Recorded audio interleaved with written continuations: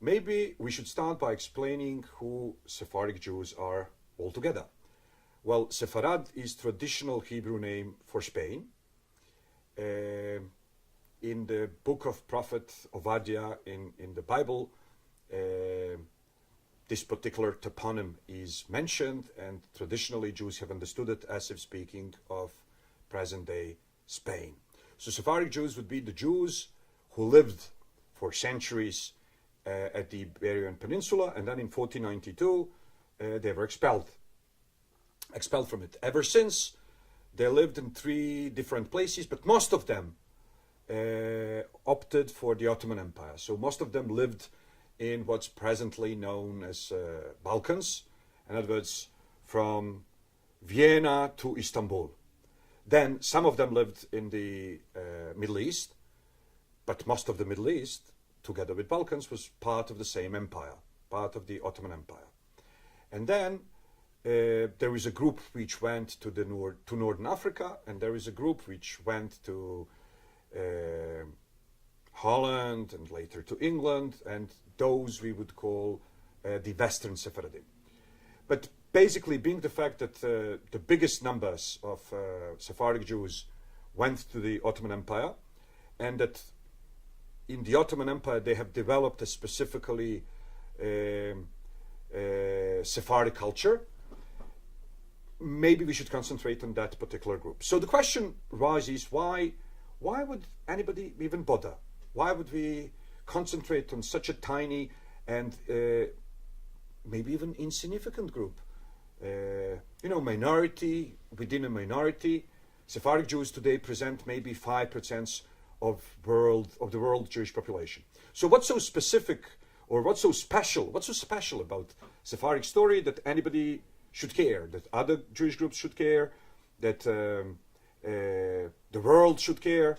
So let me start by underlining that to my mind there is nothing intrinsically genetical about either Sephardim or Ashkenazim or Oriental Jews or other groups. If the Sephardim were to live in Eastern Europe amongst the peoples amongst whom the Ashkenazim lived, and if they were to be exposed to the experience that Ashkenazim have had, they would become Ashkenazim. And on the other side, if the present-day Ashkenazim were to live in southern Spain during the Islamic rule and later during the Christian rule, and if they were to be kicked out of Spain in 1492, and if they were to come to Balkans and to the Ottoman Empire, basically they would develop into present-day Sephardim. So it's the experience, different experience that these two groups have had that developed them, that helped them develop or caused them to develop in the direction they did develop. But, so we are basically concentrating on different contexts in which different Jewish groups operated. The Sephardim have lived first in Spain in a multi-ethnic, multicultural, multi-confessional, multi-religious society, in which they had to develop a dynamic and open strategy for survival. At the same time, the Jews in Central Europe or in Eastern Europe were tolerated. They were confined to ghettos. They were not expected to take part in all aspects of public life. While Jews in Spain, for example, the leaders of Spanish Jewry during the Golden Age. What's the Golden Age? 2 centuries of the peak of Islamic rule in Spain are considered to be in Jewish literature and in Jewish history as the Golden Age of Spain. And during that period, for example, the leaders of Spanish Jewry, such as Hasdai ibn Shaprut or Samuel ibn Nagrela or many others, they were at the same time ministers of interior affairs or ministers of war. Some were lawyers, others were doctors of medicine, others were philosophers. Many of them were many things at the same time. For example, Maimonides, right? Born in Cordoba, he was the chief doctor of Salah ad-Din, and he was also a philosopher. So even when Spain changed hands, for a long period of time, Spanish Catholic kings proved to be tolerant towards the Jews. But in 1492, at the time when Spain discovers basically Spain gets to three peaks in 1492. First of all, it liberates the last remnant of Spain, which was still in Arabic hands. In other words, the stronghold of Granada falls into the hands of Christian reconquerors. At the same time, not at the same time, a few months later, they decide to expel all the Jews. But at the same time, more or less, an expedition to find a new route, a new way to India, comes out from Spain. And that's how we discovered the new world. So basically, more or less, at the same time when Columbus sets to discover Americas, Sephardic Jews are expelled from Spain and they go in different direction. They go towards the old world. They go to the cradle of civilizations, to the Middle East and to the Balkans. Okay, but when they came to the Ottoman Empire by the end of 15th century and through the 16th century and up to the middle of 17th century, the Ottoman Empire was at its peak. Basically, the Ottoman Empire was what more or less, but comparable. It was similar to what Spain was during the peak of Islamic culture in Spain. And the Jews in the Ottoman Empire, they were less integrated because unlike the Andalusian society, the Ottoman society didn't let you really take part in leading the society unless you convert to Islam. But at least Jews had equal rights to all other minoritarian groups, and there were many. So if Catholic Europe was so intolerant towards the very idea of otherness, we have to ask ourselves, how did Jews come to those places in the first place? Well, Catholic Church forbade anything that has to do with interest on money, any type of banking. And obviously, secular leaders of Europe told the church leaders, we'll have banks, we'll have money dealing, we'll have interest. We just have to be creative about how to make it possible. So the church said it's forbidden for Christians. Then the secular leaders said, well, in that case, let us import a tiny non-Christian group which will do that kind of dirty job for us.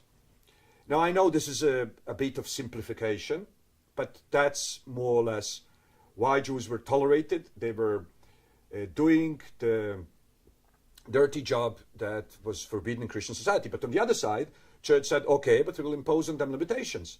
First of all, they will be tolerated as inevitable evil.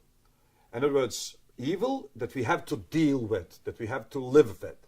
So they were confined to ghettos. Any kind of contact between Jews and non-Jews was, until the modernity, until the French Revolution, was discouraged.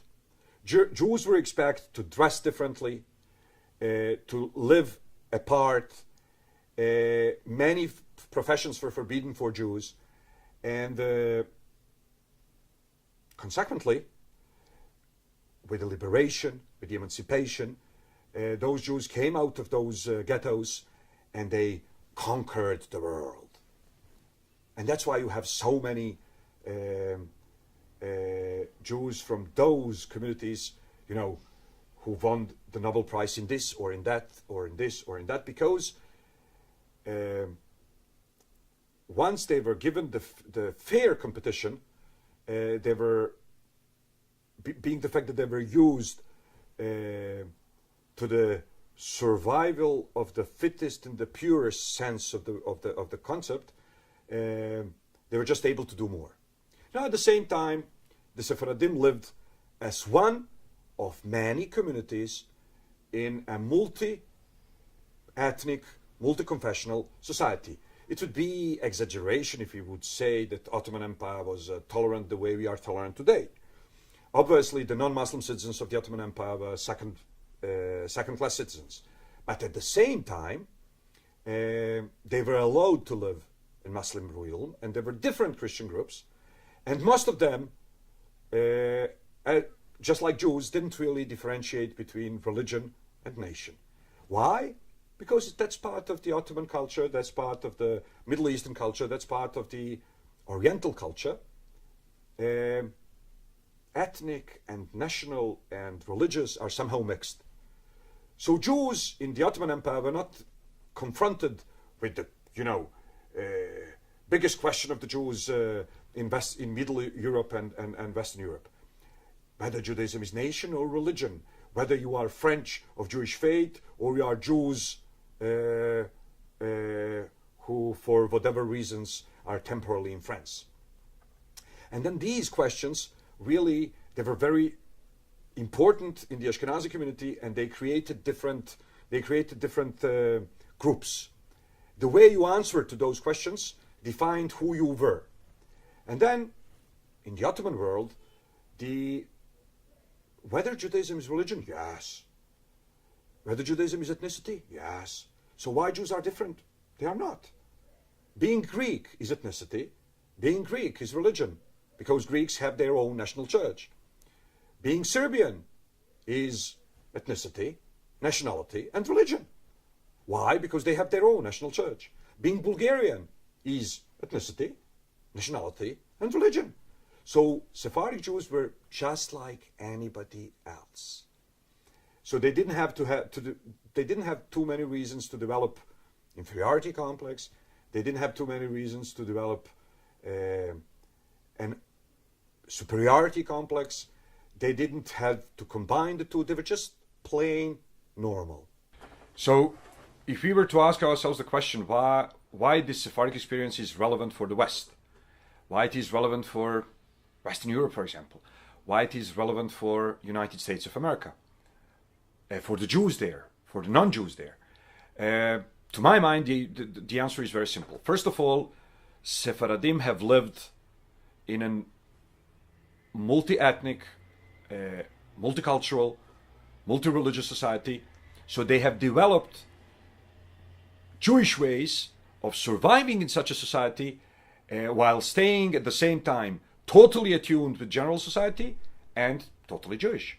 So it's not that we have to choose, we have to pick between self-ghettoization or assimilation. Rather, there are ways of belonging totally to both identities.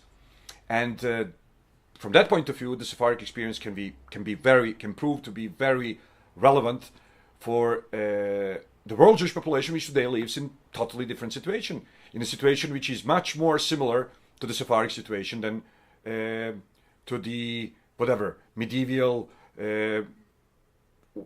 Middle European or Eastern European Jewry. Then another thing, there is an ever-growing Muslim community in Europe, and the same is true about the United States of America. And Sephardim have lived with Muslims for centuries. First in Andalusia, with total integration of two cultures, and then later in Ottoman Empire, where those cultures were integrated to a lesser degree, but still they didn't look at each other only through the ruffle. So the question is whether the Jews and Jewish communities in the West should adopt the Israeli way of confrontation with Islam, or should they adopt the Sephardic way of living with Muslims through mutual respect and mutual common culture. Then third thing is the biggest growing community in the United States are the Spanish speakers. So the Latin community is becoming every day more important in the United States. And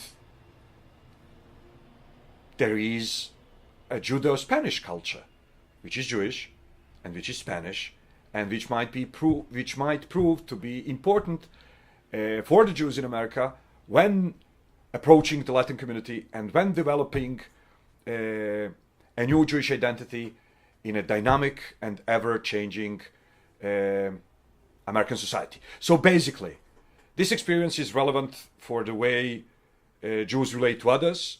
It's relevant for the way Jews relate to themselves.